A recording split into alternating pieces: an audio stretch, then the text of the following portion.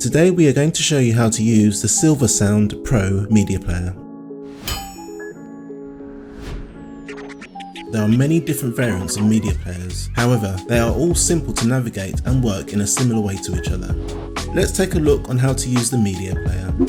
To adjust the mode input, press the mode button to change between the different options. On this particular player, you can switch between Bluetooth, SD, Lullabies, Stories, USB, pre-installed music, and finally AM/FM radio. To skip tracks, press the skip track button to either go to the next or previous track.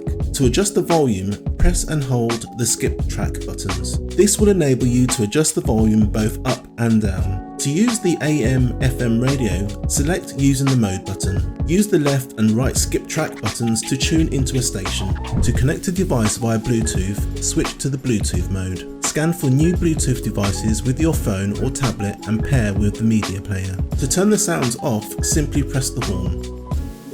And that's it. That is how to use your media player in your ride-on.